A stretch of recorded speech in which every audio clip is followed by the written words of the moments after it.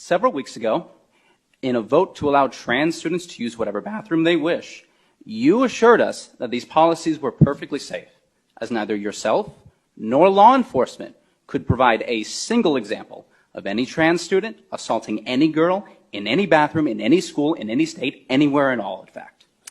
But not to worry, since you couldn't locate them, I took the trouble to.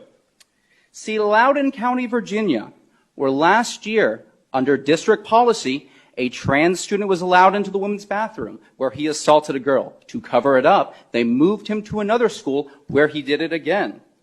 See, Irvine, California last month, where a trans student entered the women's locker room and flashed the girls there. When they confronted him, he mercilessly beat them. This happened again in Gwinnett County, Georgia. This happened again in Oklahoma City. This happened again in Ohio, where a trans man was allowed to use the locker room where he was arrested for flashing little girls. The judge dropped the charges after he ruled that this man was too fat for them to see anything. Last month, in this city, a man using they-them pronouns in a scene straight out of Silence of the Lambs hunted down and killed a female jogger because he, quote, wanted to look just like her.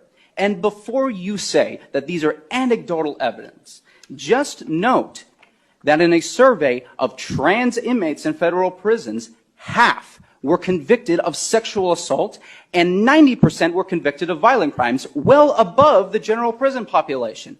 Now, it should also be noted that in each of these cases, each of these perpetrators had either changed their pronouns, had undergone transition, or had received gender-affirming therapy and accommodations thereof. Why is this important to note?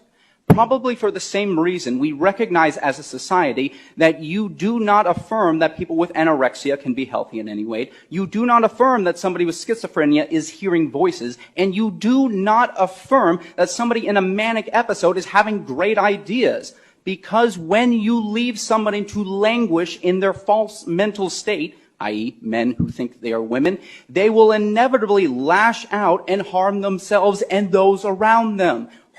People hurt other people. But I don't want to pretend and have the hubris to think that I'm going to be the one to change your mind. I'm happy to share any and all of these examples with you. But you will most likely leave here tonight believing that men can become women, affirming care works, and that you made the right vote. But you will no longer be able to look into the eyes of your constituents and honestly say that you are unaware of the assaults that inevitably take place when we declare to women, you have no right to privacy. Thank you very much.